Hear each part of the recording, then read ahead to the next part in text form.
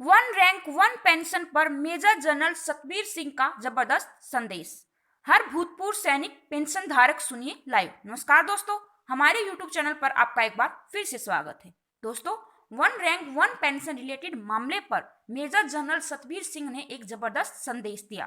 क्या कहा उन्होंने, इस वीडियो के माध्यम से हम इसी के बारे में जानने की कोशिश करेंगे। अगर वीडियो अच्छी लगे तो वीडियो को ज्यादा से ज्यादा अपने दोस्तों के साथ शेयर जरूर करें। अगर आप भी भूतपूर्व सैनिक या फिर पेंशन धारक हैं तो हमारे चैनल को सब्सक्राइब जरूर कर लें और बेल आइकन को भी जरूर प्रेस करें ताकि नई अपडेट हम आपके सामने जल्द से जल्द लेके आ सकें। तो चलिए दोस्तों, ज्यादा समय न गवाते हुए बढ़ते हैं और देख लेते हैं कि मेजर जनरल सतबीर सिंह ने क्या कहा।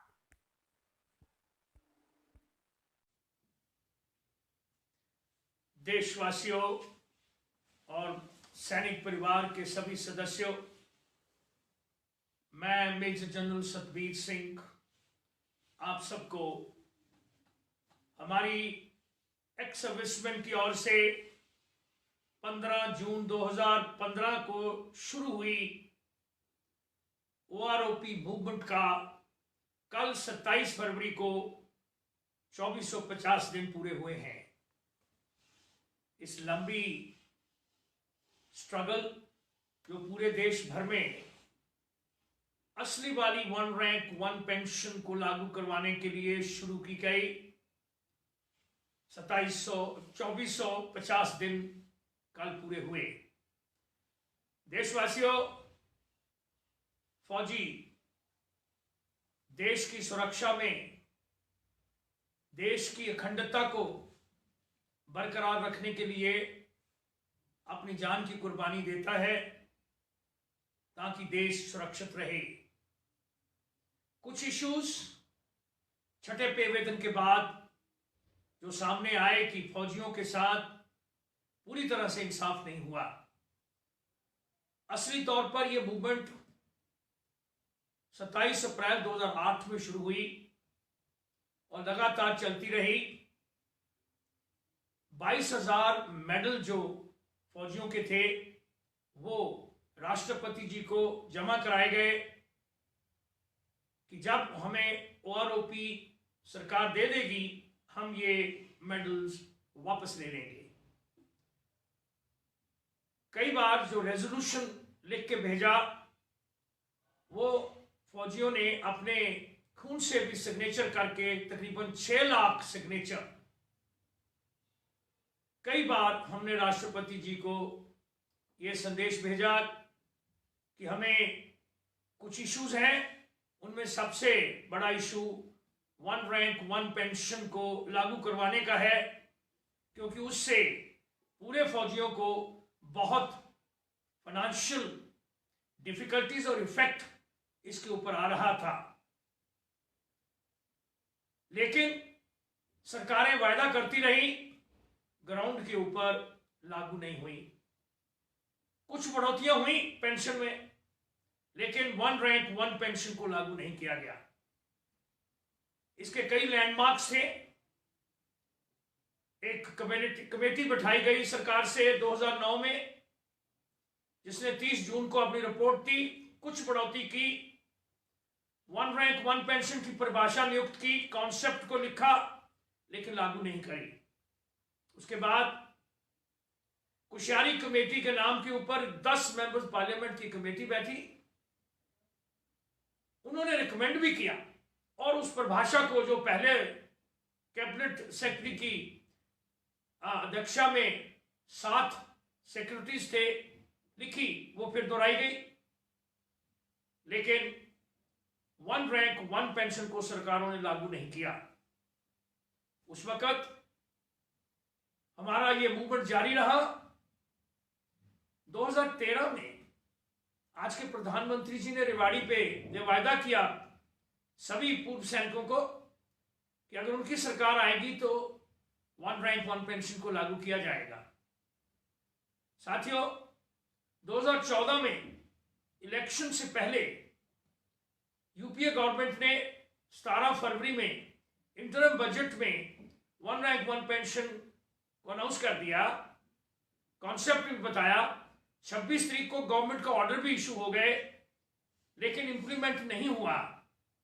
सीजीडीए वगैरह जितने सेक्रेटरीज थे, जो भी उसको लागू करने वाला था, उन सब से हुक्म पास हो गए। लेकिन उसके बाद सरकार बदली हो गई, नई सरकार 26 मई को आई। उन्होंने भी 2014 में उन्होंने भी वन रैंक वन पेंशन को लागू करने के लिए वायदा किया। प्रेसिडेंट साहब ने अपने एड्रेस दोनों सदनों को में बताया कि वन रैंक वन पेंशन उनकी सरकार ने दे दी है, देने के लिए एक्सेप्ट कर लिया है। उसके बाद साथियों, वन रैंक वन पेंशन लागू नहीं हुआ। 2 दिसंबर को एक क्वेश्चन राज्यसभा में उठा, श्री राजीव चंद्रशेखर एमपी ने उठाया और मिनिस्टर ऑफ स्टेट ने, राव इंद्रजीत सिंह जी ने उसका जवाब दिया। 4 सवाल थे उसमें। दूसरे नंबर सवाल पे ये स्पेसिफिक क्वेश्चन था कि गवर्नमेंट का ओआरओपी का क्या परिभाषा है। तो साथियों, एमओएस डिफेंस ने वही परिभाषा जो 26 फरवरी 2014 को सरकार ने अनाउंस करी, कुशियारी कमेटी ने अनाउंस करी, कैबिनेट के सेक्रेटरी साहबों ने अनाउंस करी, वही दोहराई। लेकिन साथियों, फिर भी one rank one pension ground पे लागू नहीं हुआ।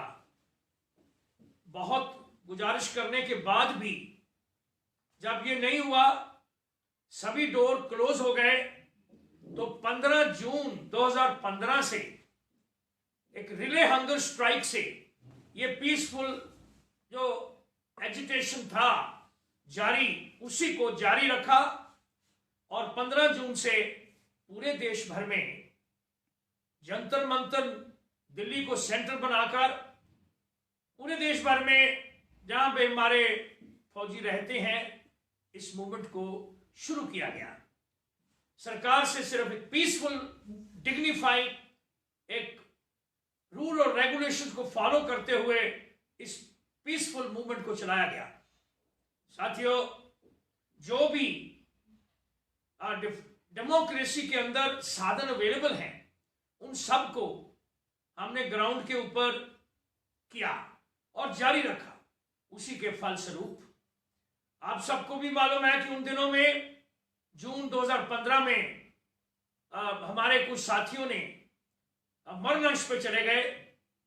पहले 3 जवान हमारे, एक कर्नल साहब, कर्नल पुष्पिंदर सिंह, एक हवलदार मेजर सिंह और हवलदार चौहान, ये मरणंश पे बैठ गए।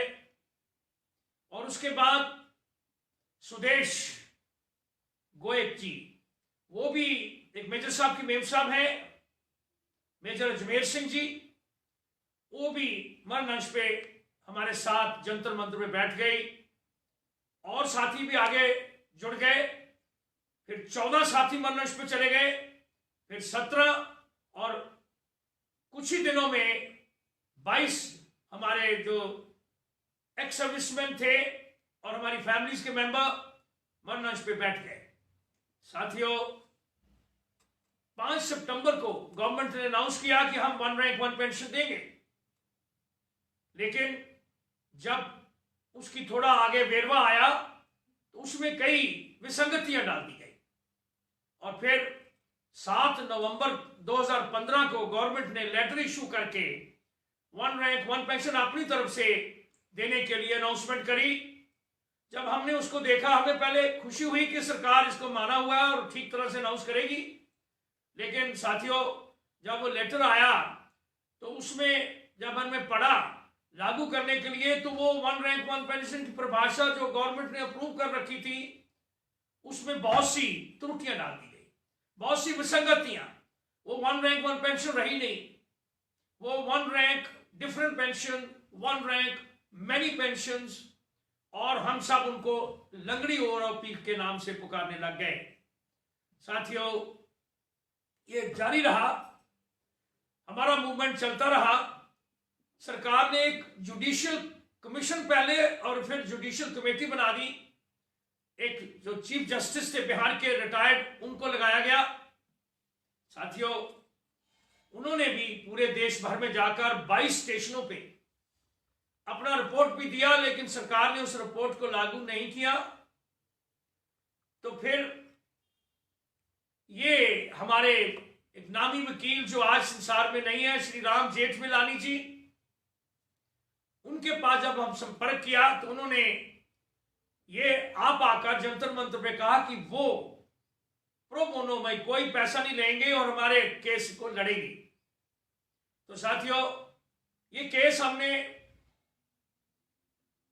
सुप्रीम कोर्ट में भी डाल दिया गया 9 जून 2016 से, और ये उसमें थोड़ी अमेंडमेंट भी करी गई और 4 साल लगे। 2018 से शुरू हुआ, 2 साल कोविड में निकल गए। फिर कुछ तरीके, क्योंकि सुप्रीम कोर्ट के सिस्टम के मुताबिक और हमारे को प्रायोरिटी देते हुए सुप्रीम कोर्ट ने हमारी हेयरिंग को शुरू किया, और ये हेयरिंग 2 फरवरी 2022, 15 फरवरी 2022, 16 फरवरी 2022 और 23 फरवरी 2022 को हमारे जो आर्गुमेंट्स है वो दोनों तरफ से कंक्लूड हुए। और फिर सुप्रीम कोर्ट के जजेस ने 3 मेंबर्स की, जो वो हमारा जुडिशियल जो कोर्ट नंबर 4 है, उन्होंने अपनी जजमेंट को रिजर्व रखा। साथियों, उम्मीद है कि 15-20 दिन में हमारे को ये जजमेंट भी आ जाएगा। तो ये पूरी लंबी जो संघर्ष है एक्स सर्विसमैन का, ये इतना लंबा इसलिए भी हुआ क्योंकि हमने रास्ते जो अपनाए वो बिल्कुल सरकार से बातचीत भी करने का, उनसे गुजारिश भी करने का, और ग्राउंड के ऊपर मूवमेंट चलाकर और केस भी कोर्ट में डालकर, ताकि हम जो हमें डेमोक्रेसी के अंदर साधन अवेलेबल हैं, अपना हक के लिए ये लड़ाई जारी रखी। साथियों, ये पूरे यूनिटी के साथ मिलकर हम सब ने इसमें संघर्ष किया और कर रहे हैं, और हम अपनी मूवमेंट को सस्पेंड किया था कोविड की वजह से, लेकिन मूवमेंट जारी रहेगी। ये जो सस्पेंशन है सिर्फ कोविड की वजह से कर रखा है। थोड़े से लोग हमारे फिर भी जगह जगह पे पूरे देश के ऊपर जाते हैं, और जंतर मंतर सेंटर बना रहेगा।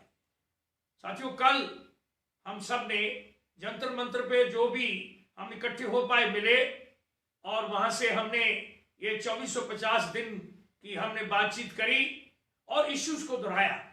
साथियों, जब 2008 में ये शुरू किया गया बड़ा पीसफुल मूवमेंट, तो उस वक्त हमारी 4 बेसिक डिमांड थी, जो हम आप सब जानते भी हैं, कुछ या नहीं जानते तो उनकी जानकारी के लिए। सबसे पहले था 1 रैंक 1 पेंशन को लागू करवाना। दूसरा था कि हमारा नेशनल वॉर मेमोरियल उस वक्त नहीं था, तो नेशनल वॉर मेमोरियल को एस्टेब्लिश करवाना।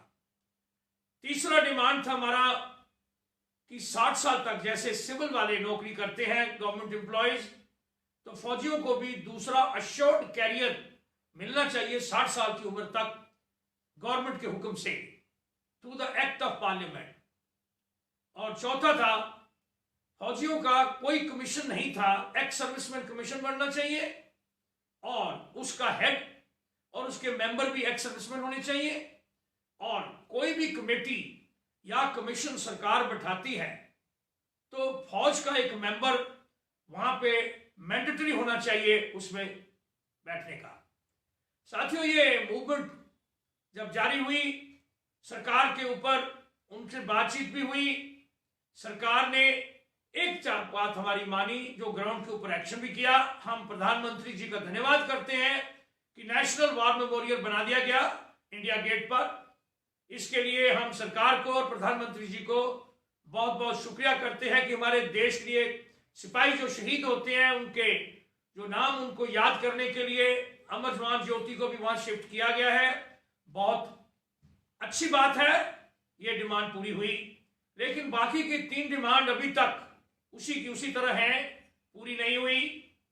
2 या 3% हमारे जो रिजर्व वैकेंसियां उनको भरा जाता है, बाकी नहीं। कमीशन हमारा नहीं बना, और कमेटी में अभी तक भी या कमीशन में हमारे मेंबर्स को नहीं रखा जाता। जब हमारे लोग नहीं होंगे तो असली वाली बात गवर्नमेंट के पास नहीं जाएगी। हमारे इश्यूज को सुने और उनको सही तरीके से रिजॉल्व करें। सुप्रीम कोर्ट की रिक्वेस्ट भी करी गई, उन्होंने भी सरकार को बताया, लेकिन हमारे इश्यूज इसी तरह खड़े हैं। अभी ये OROP का फैसला का वेट कर रहे हैं। हमें उम्मीद है कि ये फैसला हमारे हक में आएगा। जैसे कि पूरे आर्गुमेंट्स हुए, हम सिर्फ उम्मीद कर सकते हैं, लेकिन जजमेंट तो हमारी सुप्रीम कोर्ट ने देनी है। साथियों, 2450 दिन हम आप सबका साथ मांगते हैं, हम यूनिटी मांगते हैं पूरे देश के।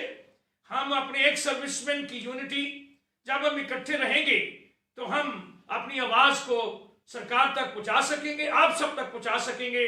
आप हमारे एम्बेसडर बने, आप जगह जगह पे एक सिपाही को जो उनकी इज्जत होनी चाहिए, उनके साथ उसी तरह वो रहें अपनी पूरी जिंदगी जब तक वो जिंदा हैं।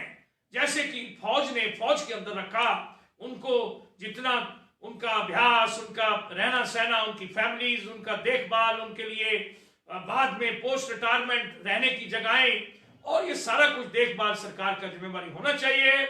ये तो शिक्षा आज से कई साल पहले कौटिल्य ने राजा मगधा को बोला था कि ये राजा, जिस दिन आपके सिपाहियों ने आपके पास आना पड़े कि आपको क्या चाहिए, उस दिन आप राजा कहलाने के लायक नहीं हैं। तो साथियों, आज ये जो 27 तारीख कल का दिन 2450 दिन, मैं United front of ex serviceman का एडवाइजर और इंडियन एक्स सर्विसमैन मूवमेंट का चेयरमैन के तौर पर अपने पूर्व सैनिकों को ये गुजारिश करता हूं कि हम अपना मनोबल तगड़ा रखें, चढ़ती कला में रखें और हमें आवाज उठाते रहें। हमें इंसाफ जरूर मिलेगा और सरकार को भी हम रिक्वेस्ट करें और सुप्रीम कोर्ट से भी मिले और इकट्ठे रहें। आओ मिलकर हम इस देश की सुरक्षा को और तेज बनाएं और जब कभी जरूरत हो हमारी, हम हमेशा सरकार के साथ हैं। ये कोविड के बीच में भी जगह जगह पे हमने जाके मदद करी। एक फौजी कोई भी आपदा आती है तो सबसे आगे गांव में या शहरों में या जगह पे जहां पे भी आपदा है, सबसे पहले हम फौजी पूर्व सैनिक भी तैयार रहते हैं। इसके साथ मैं आज यही कहूंगा, और मिलकर अपने सैनिक परिवारों का इकट्ठे यूनिटी और अपना वेलफेयर देखते हुए आगे बढ़े। आप सब अच्छे रहें। आप सबको आज 2450 दिन पूरा करने की बधाई हो।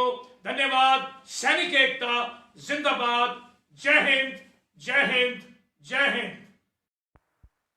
तो दोस्तों, आपको ये वीडियो कैसा लगा हमें कमेंट सेक्शन में कमेंट करके जरूर बताएं। वन रैंक वन पेंशन से जुड़ी ताजा अपडेट के लिए जुड़े रहें हमारे चैनल के साथ। और वीडियो अच्छी लगी हो तो वीडियो को ज्यादा से ज्यादा अपने दोस्तों के साथ भी शेयर जरूर करें और बेल आइकन को भी जरूर प्रेस करें। जल्द ही हाजिर होंगे एक नई वीडियो के साथ। तब तक के लिए बने रहें हमारे साथ। धन्यवाद। जय हिंद, जय भारत।